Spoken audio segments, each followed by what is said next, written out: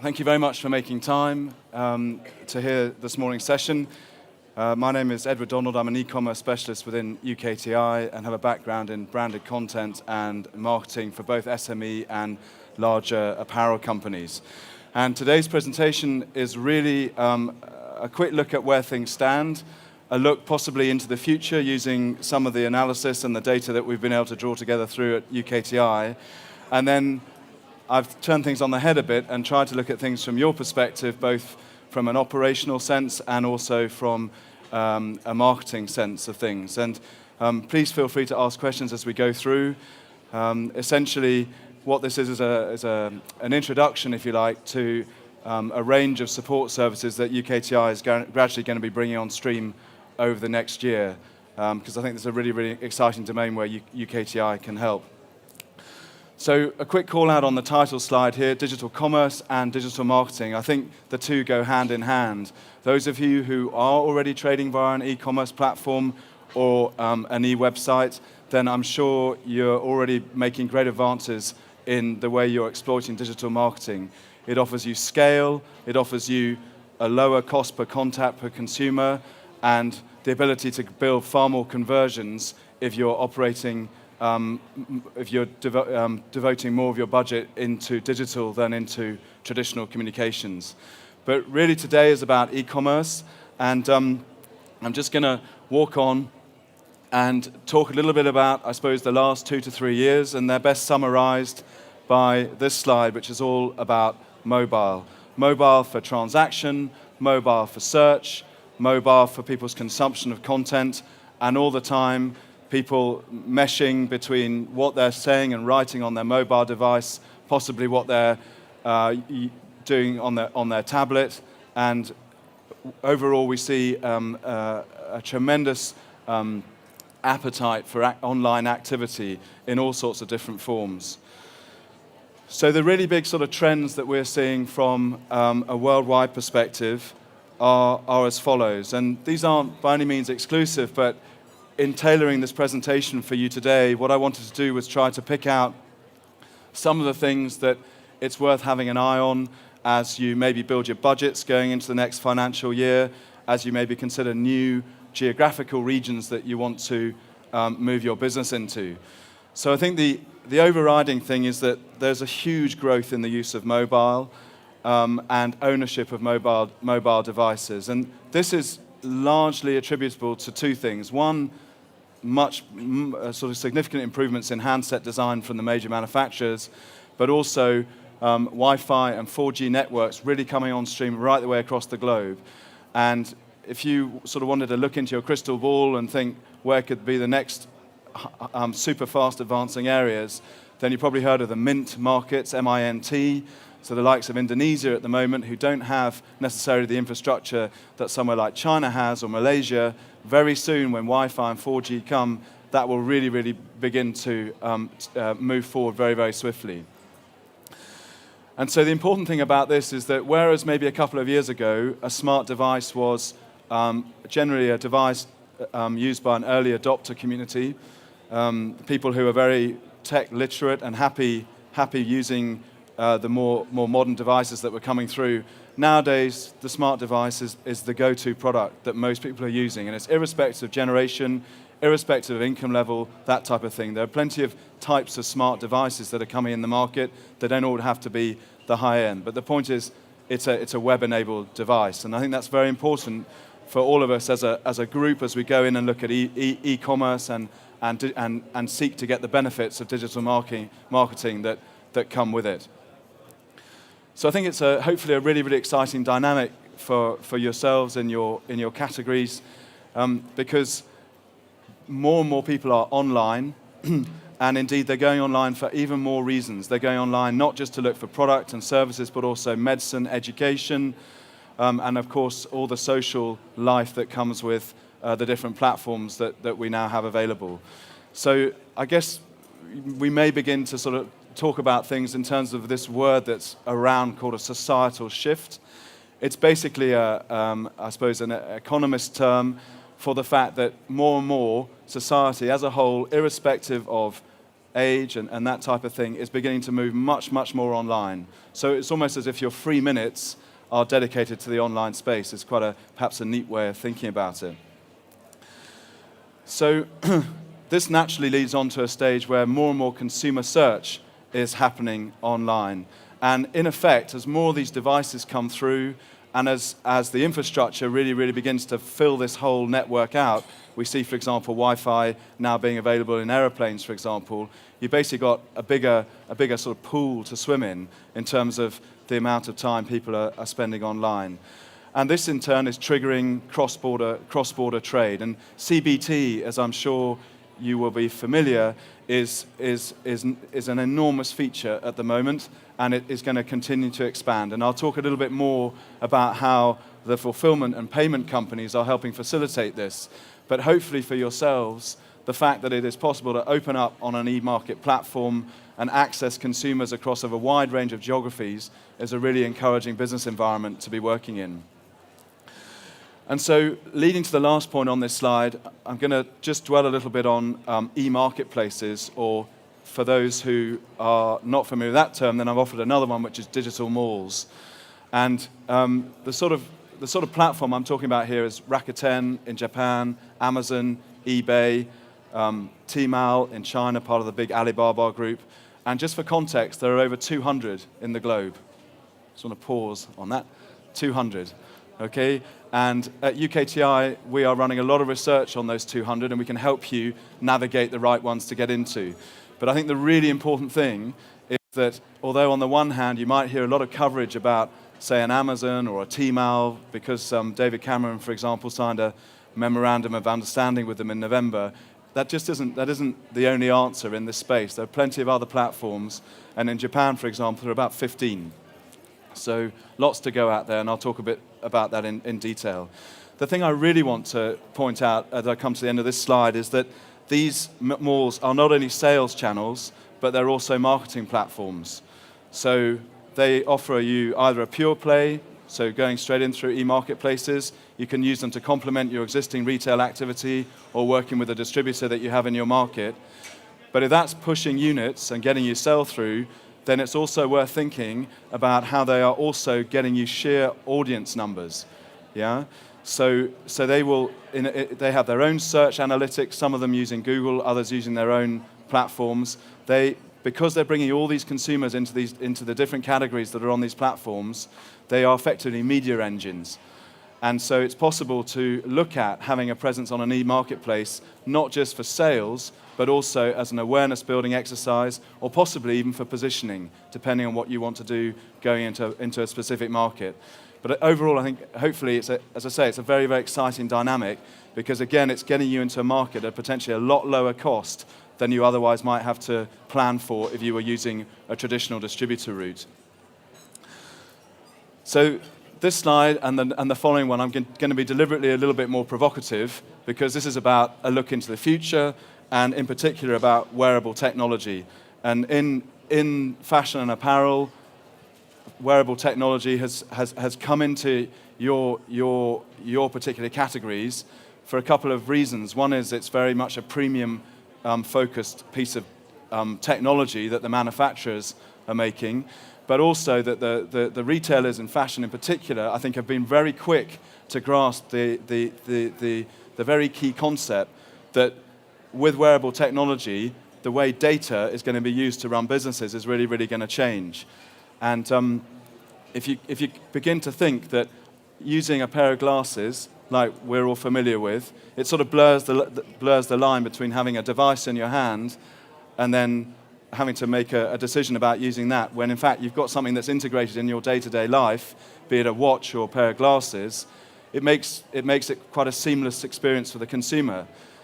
And that, if you like, is what gets a lot of coverage in the press at the moment, but it's really the data that these devices are going to start feeding retailers that are incredibly important, because you'll be able to see where people are, you'll be able to direct advertising into them to be very close to their shop windows, or stream specific offers into them if they're in the nearby community. And the likes of Google are going to find it, they're going to want to sell lots of advertising that's very focused, And I think the important thing for yourselves as brand owners, as retailers, is that if you begin to play the game with Google and start to tag your content so that they can build out this really, really full picture of how their analytics systems should work with Google Glass, for example, then they will help with your rankings and that type of thing.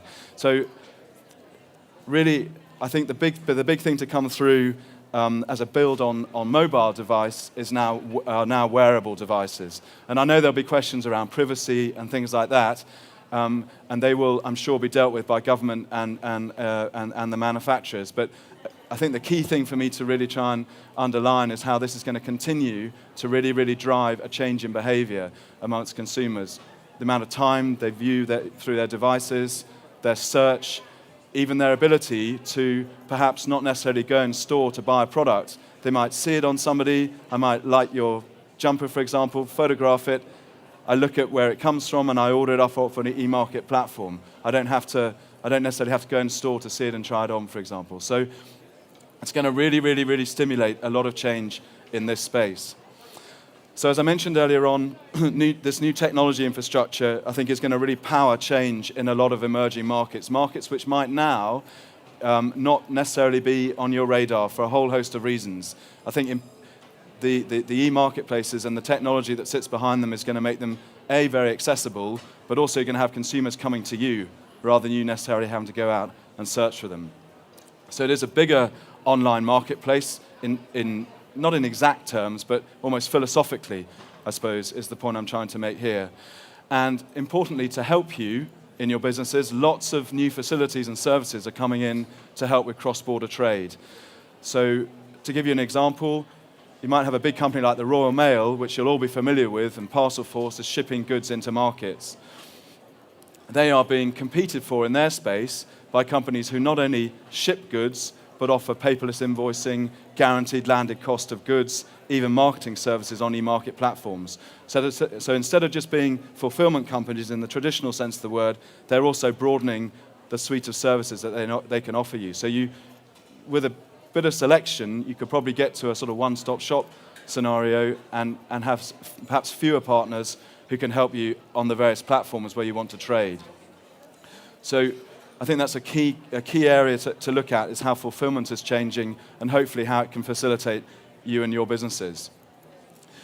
Without doubt, the e-marketplace channel, and what I mean by that is the malls, the digital malls, is going to continue to grow and will probably go through a period of consolidation. The research that we're running at the moment indicates that there are some very big pan-regional players. An example of that might be Amazon, or arguably Tmall in China, because it spans so many different time zones and geographies. But if you look a little bit under the surface of this category, you begin to see that a big platform like Rakuten in Japan also has presence in Malaysia, Singapore, and is also beginning to encroach a bit on China. So it's basically a bit of a battle amongst the big guys to get the audiences. And then sitting alongside them are lots more specialized platforms coming through. And one particular type that we're beginning to see are platforms that sell food and drink. And I know that perhaps isn't quite so applicable to yourselves here, but for a category that has an enormous amount of legislation attached to it, jam in a jar, ingredients, so on and so forth, I think it shows the confidence from investors in this e-marketplace channel that they're looking to invest in specialized platforms to support trade in that area. So whilst the growth might be encouraging, I think also on the other side, consumers will increasingly begin to understand the value of their behavioral data. So by that, what I mean by this is that by giving data over to brands, by subscribing to a database, that type of thing, they will perhaps ask for and demand a little bit more in return, because that is going to be super valuable to yourselves when you begin to ally that with things like wearable technology and access that you can all get to the analytics on e-market platforms. So I think just a look ahead, I think it would be wise to consider that consumers are going to begin to perhaps change the way they view handing over their email address, or even helping promote brands almost sort of for free, which has partly grown up through social media. And so really, I think that the point I want to try and finish on is that the primary relationship with the consumer is going to be through the screen on a device. Yeah? It's going to really, really change from what we've been familiar with over recent years. A lot of effort goes into merchandising in store on the basis that customers come in and you create a brand experience, for example. You lay out the consumer journey in store in quite a nice, controlled way. In the future, please bear in mind that more and more of the decision to come in store lies less and less in your hands. Yeah, it's so much more about the device and how you cut through to make sure that consumers view you on your device and not maybe your competitors or other brands in your consideration set. So that's a quick look at, say, the last 2-3 years, and then a look forward, and hopefully that just helps set the scene for a lot of change that's going to come through, and equally, hopefully, it's an exciting time to be trading in. What I want to do is deliberately almost wear the hats of you yourselves, brand owners, retailers, marketing directors, that type of thing, for brands, and just paint a picture of, I think, two different views. One is, if you like, looking at the opportunity in business. The other is looking at it from the sort of operational side, and in particular how a brand can present itself in this environment. So on the left-hand side here, we have a quote from the managing director at the Cambridge Satchel Company, who very clearly views the fact that digital provides tremendous access and global reach as a tremendous benefit. And I think there's no real disputing that they are a brand that has proven to many how you can build a business very successfully through a largely digitally led communications approach, supported by great product and tremendous use of earned media and PR and that type of thing. The slide, the quote on the right is one that I chose because, having worked in brands, there's often a tendency for a budget to be sliced up, and for the social media manager to have a bit of budget over here, maybe the website manager over here, a bit of communication sitting over here. And the net result of that is that you've got more people in charge of a decision-making process, and there's a big question as to how effectively those budgets are being deployed, because you've got so many people looking at little parts of the equation. And what I really want to do is stress through using this quote that if budgets can be pulled and managed much more centrally, and each time a piece of content, so a 2-minute YouTube film or something that runs on Vimeo, as long as it's tagged correctly, it can actually be made to go a lot further. And this is all being driven by the fact that brands need to follow consumers across all the different devices they're on and almost have something for consumers to pick up wherever they go, rather than waiting for them to come to them. And I think I just wanted to really highlight that as things evolve in this digital space, much more governance and central governance of budgets, I think, is really important. It doesn't mean that people aren't required to execute those budgets and that type of thing, but getting more out of it can only come by not fragmenting the budget. It needs to come together a lot more. So then, why is this the case? Well, here I wanted to go one step further and talk just a little bit about consumers. I'm not going to try and pretend that I know absolutely everything about the fashion category, but what I want to do is more just try to paint a picture of how things have shifted and how much they will continue to change as we go forwards over the forthcoming few years. I think the first thing is, and this is about device and the fact that it's connected 24 hours a day, is that people search whenever they like and whenever they can. So no longer is it so sort of fixed by, for example, their TV viewing habits or their magazine reading habits and that type of thing. It's much more a browsing kind of culture, and I'm sure you're all very familiar with that. The key thing that this triggers is that people buy in any number of ways.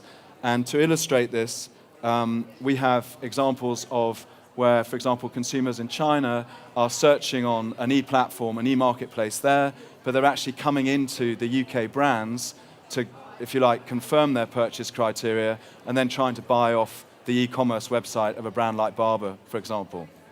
And I think what this illustrates is that both, if you go in the export sense, it's important to be considering how your marketing and how your presence combines with how you're enabling people to buy. But equally, if you're enabling people to buy off your own website, have a think about the sort of languages that's portrayed in. because increasingly as these consumers are becoming more literate in your brand from overseas, and I'm very stressing the word brand for today's audience, they want to discover a bit more. They're looking for differentiation in the markets they're coming from. And I think it's important to consider not only how your communications and your marketing mix works abroad, but also how it is reflected on your home website and your other digital channels in the domestic market in the UK. And that's really being driven by the fact that people's search is changing so much, but they're also looking to buy in very, very different ways, especially if they're coming from abroad. So point number 3 is really about the fact that people can edit out advertising. People are hugely interested really now in what interests them, not necessarily in a single message that has been taken ages to craft in an advertising agency and has been delivered to them in a way that they can just edit out. Much more of what people are interested in is this last point here, which is content. So material that is probably entertainment-led and plays to a passion that they have or an interest that they have, and that this, by coming in down an angle which fundamentally interests the consumer in question, you then have a smoother opportunity to layer in a sales message or a service message or a branding message. And when I say entertainment here, I'm not meaning that it has to be linked to, say, a film or music. What I'm saying is that in these communities, the digital communities that we have around the globe who are interested in your sorts of products, something that catches their imagination, something with a bit of a story about your brand, something with a bit of a story possibly about how your product is made, the role of your employees, is going to give you a little bit of differentiation and ultimately lead to it being considered perhaps a bit more, but also the win-win of it then being moved on to their own social media networks if they like it. And so I'll come on to talk a bit more about content a little later on, but that's a word that hopefully if you're not really investing in it very much at the moment, hopefully you'll begin to understand that your budget can be made to go a lot further if you make moving content, not only because it travels more easily, but because search is being driven by content. And so if you tag it correctly, you increase the chances of being found by your consumers in their specific community groups. So looking now what could be the operational considerations behind a move into e-marketplaces. I've tried to make this slide work a little bit for SMEs, but also larger companies. I didn't quite know who I might be talking to today. But what I want to do is try and just stir a little bit of thought about a couple of things. How decisions are communicated in a business, how it is reorganized possibly to work effectively in e-commerce, and also the role of data in helping govern the decision-making process. So the first thing is that e-marketplaces offer brands a low-cost entry into a market, possibly as an omni-channel or a pure-play approach. And I'm just going to illustrate this with two examples of how e-marketplaces can give you this leverage. The first is there's a platform in the Gulf called Tajuri, which is spelled T-E-J-U-R-I, that trades at the moment with the likes of Gap and Nike and the big internationals. They're about to open in the spring, and they will offer all of you who have aspirations to get into the Gulf area a new means of getting into consumers in that part of the world. The reason I want to give you that as an example is that the shopping mall and retail environment in UAE is very, very closed in the sense that they know the brands that they want and they go out and they cherry pick them. And you perhaps have to wait quite a long time to get your presence in front of those consumers. So imagine, as of spring, instead of having to wait a long time to meet the people in the UAE and get your retail operation organized and that type of thing, you have the opportunity to come together with a platform like Tajuri, who are retailers in their own right. So they understand about adjacencies, they understand about positioning and category lead brands and so on and so forth. But they also understand the complexities that if you have a distributor agreement and the distributor is already distributing your brand in the UAE, how to complement it by selling your brand on the Tajuri platform. So that's a very, very quick sort of sketch, if you like, of how an e-marketplace can remove obstacles that otherwise are stopping your company and your brand from expanding. So that's at the one end of the extreme. The other end of the extreme is a platform like Tmall China and Tmall Hong Kong. They're the same, they come off the same holding company. One offers you a direct route into consumers if you have registration in China. The other, if you come in through the Hong Kong route, enables you to have a slightly lower cost way of coming in, but equally the ability to access a massive pool of customers in China. And so, although operating in China has different steps to it than operating on the Tajuri platform, nonetheless, I hopefully have just sort of painted a picture of how you can go into a market using an e-marketplace without all the infrastructure requirements that you would require if you were looking for a more a sort of classic retail route through a distributor. So the next point is around finance and cash flow patterns. And the reason why I just want to dwell on this is as follows. Some of these e-marketplaces are what are called end-to-end ecosystems. So that you can merchandise your product through the platform. They will look after fulfilling your product to the end consumer, and they will also look after taking the payment, removing their commission, and then making the money over to you. Yeah, so it's a very nice, quite nice, smooth process where they administer all that for you. Other platforms aren't standalone. Other platforms, you have to go out and find your pay provider. You have to go and find your fulfillment company. You have to go and sort out your trademark registration in the market. Though, again, those two extremes show you, on the one hand, how smooth it can be versus how operationally challenging it can be. And all that can impact your cash flow, because if you're sending goods out, it's left your warehouse, it's sitting dockside maybe in Dubai, it's been sold, and you're waiting for the money to come back in. That's going to be a shorter time frame than perhaps the equivalent in, say, Australia or, say, Japan, for example. So I just want to highlight how, if you're making the decision to go into e-marketplaces, really, really think carefully about your payment cycles compared with your normal payment cycles for other retail accounts you have. So then looking at things further from an operational perspective, the question is then around how to manage inventory. What are your stock levels and how do you deal with returns? And again, the thing here is several things. One is, do you have enough inventory to prepare yourself going into a market? How are you going to plan forward the finance and the budgets for buying in more materials? Because as your volumes begin to change, and maybe your sizings change and that type of thing, it's going to have an impact on the sort of materials that you're buying in. And clearly, returns are the nature of the game, but how do you manage those? Do you manage them in the market that you've sold into? Do you bring them all back? And then how do you then disperse those? Those are just operational considerations, which I think it's important to bear in mind as you begin to look at e-marketplaces. The next one is around organizational points, and this will be very different in a small size enterprise versus a medium or a larger enterprise, depending on the number of budget holders and responsibilities and that type of thing. But I think overall it's about clarity of communication across the business and making sure that key decisions about the criteria to enter a market are followed up on.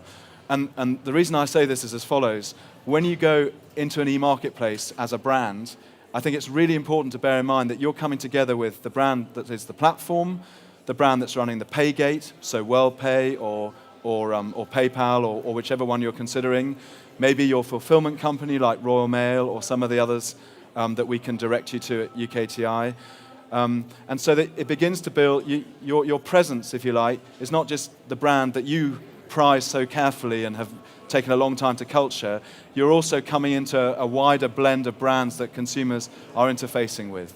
And so what I would suggest is that your selection of those fulfillment companies, the selection of the ease with which that paygate transaction is done, are all part of your brand experience.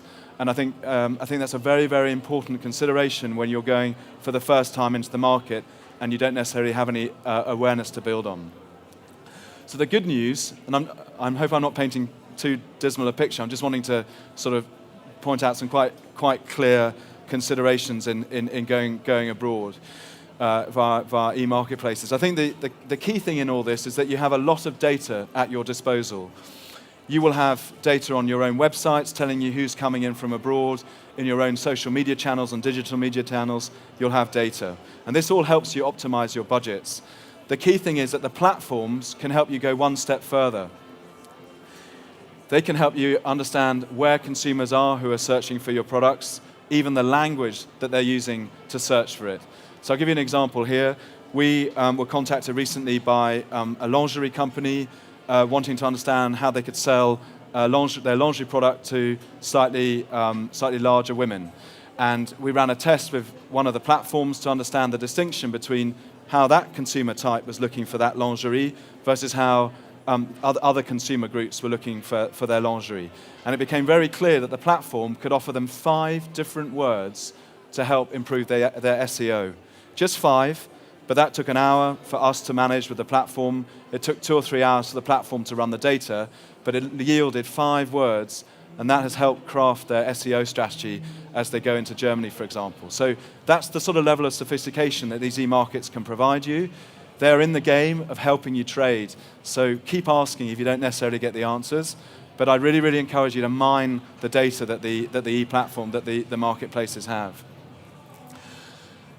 So where this begins to take us to is what I've called holistic planning. And holistic planning, I'm talking about in communication terms, splits between 3 key things. It's your owned media, so the channels that you run as retailers, as brands, in your own right. So you run, for example, maybe shops, you run call centers, anywhere where the consumer is coming in direct to a channel that you manage. The next category are paid-for platforms. And paid-for platforms, in my view, are things like Facebook, YouTube. You're basically borrowing time on somebody else's platform, and they are helping bring audiences to you. Those paid-for platforms are incredibly important because they give you data, you have access to technologies going forwards that you can begin to use. I think it's really, really important to begin to line your own channels up with your paid-for channels and understand how they work in the most effective manner possible. Then, especially in the world that you turn in fashion, PR and what I call earned media is hugely important. Earned media is basically how you get into somebody else's article almost for free or because your product placed there. And earned media, perhaps over time, has come to be seen as something that happens if you've got a hot product or you get your access into influencers right. What I'm going to suggest is actually if you get your paid media and your own channels right, you can manipulate earned media in a much more sophisticated way, because the primary thing about it is that you know your consumers in your own channel space. So if somebody's coming in on a call center, you can build a conversation with them that can then flow back out into earned media through their own personal networks and that type of thing. So much greater governance of your own media platforms and channels, I think, is a tremendous step forward. And secondly, if you then build in real rigor around how you buy your media in the bought channels, hopefully that can really help you then expand your earned media presence beyond that. And so this really brings me to the last point, which is around the people in your companies, your employees, even those who you source materials through, because they're part of a wider network that makes you possible to exist as a company and sell your wares. And I think people are almost they're a hugely untapped resource in communication terms for companies. And the reason why I think they're now about to come of age, if you like, is that in this era now where content is so important, it's no longer about having one message distributed, say, on the back of an in-flight magazine or in GQ, for example. It's about lots of messages layered out into the marketing, into the marketplace. And through your employees, you have the ability to articulate something about your product and your brand that you can do in a very human way. And going back to the point about entertainment, that's what people want to see.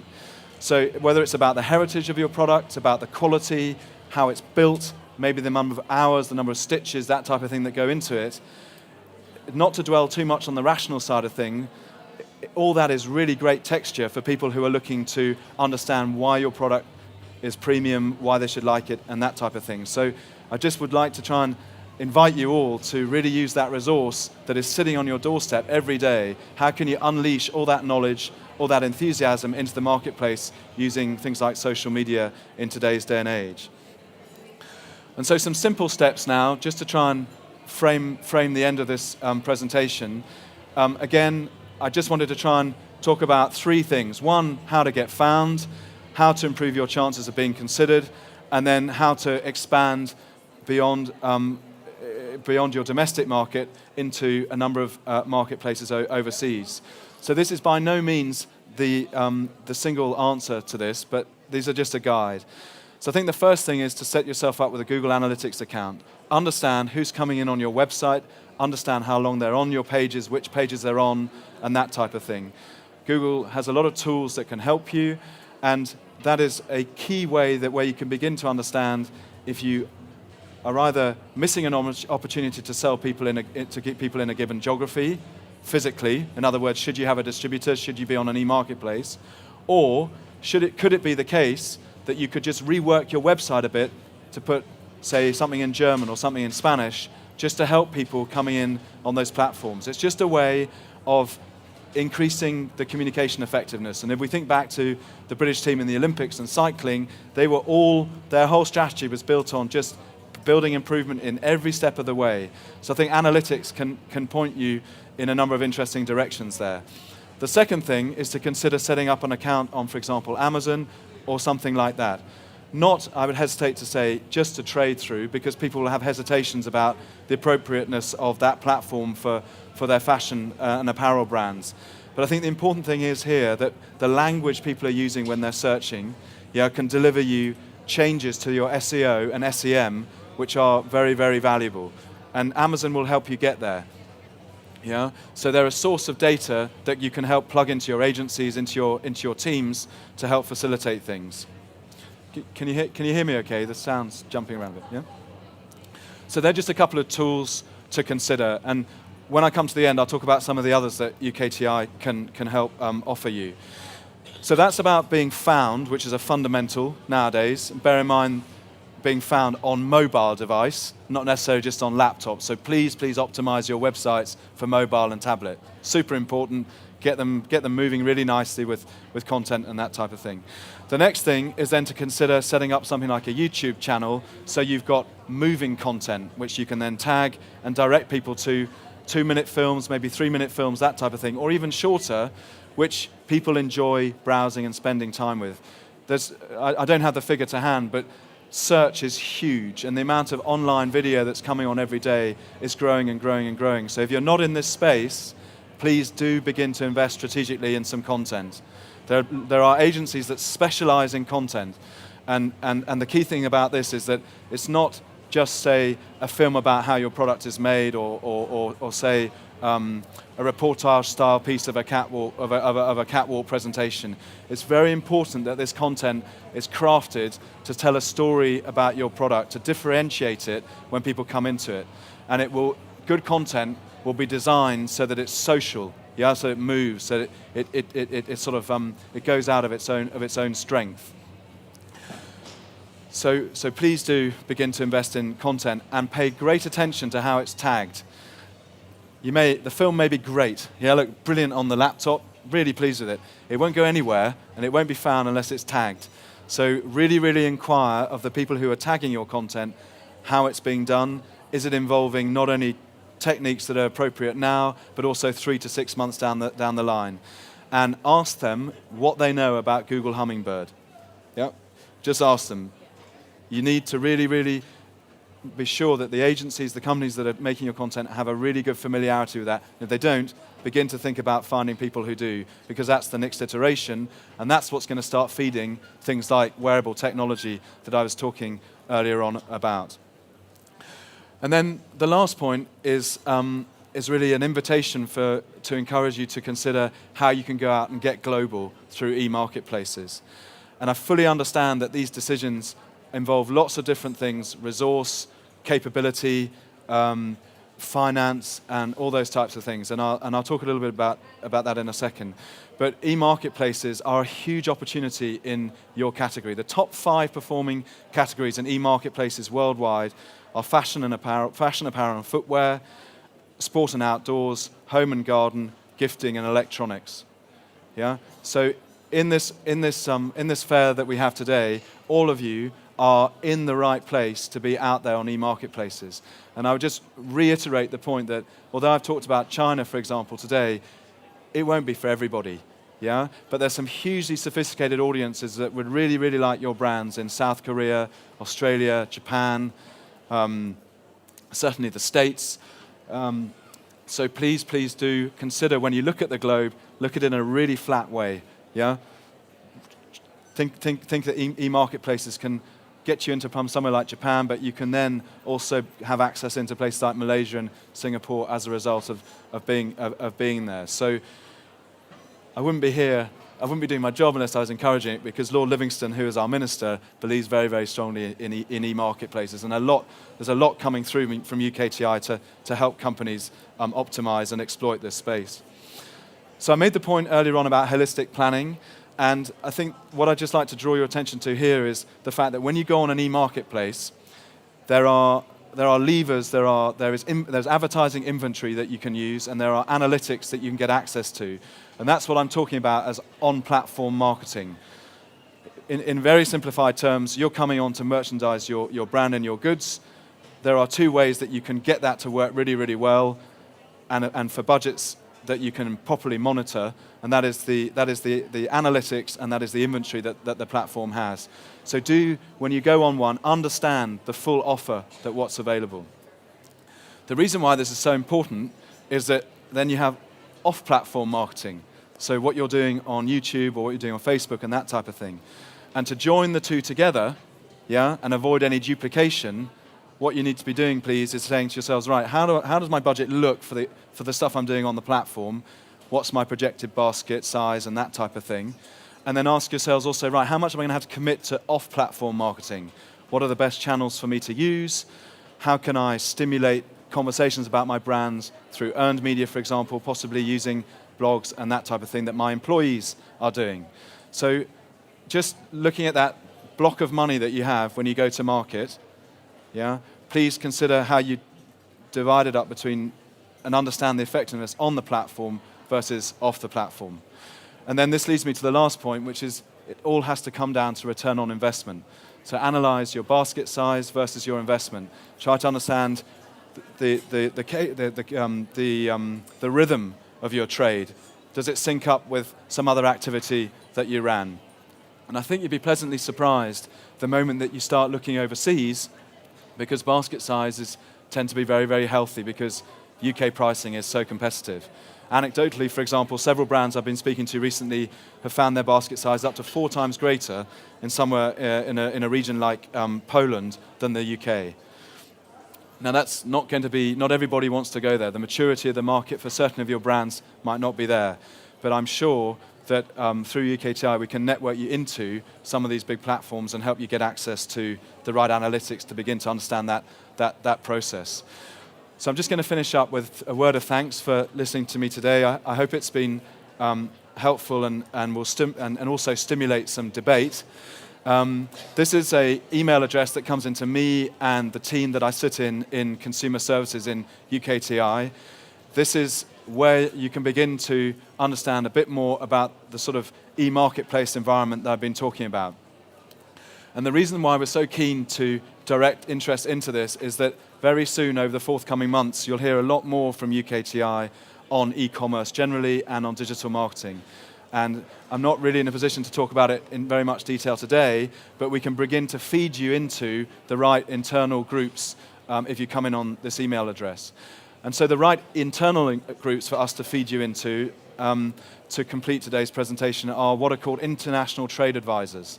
Now, if you don't know who these people are, they are professionals who've had a lot of experience in industry, and they are on the one level generalists because they can go in and consult to companies on a whole range of business issues. But across the United Kingdom, there are 350 in England alone. There are more in Scotland, more in Northern Ireland, more in Wales. So a very, very high number of these professionals out in the market. And somewhere in that network will be somebody who knows about labeling in Germany, or fabric wash rates in China, things like that, or safety issues around maybe accessories and that type of thing. The point being that it's a massive network that we can plug you into and give you advice through. And then just to finish that off, if you're not familiar with how UKTI operates, there's an office in London, which is a headquarters building. We have all these international trade advisors across the UK, and then we have 1,300 commercial officers across the world in the different embassies. So it's not like Google where you get an immediate answer.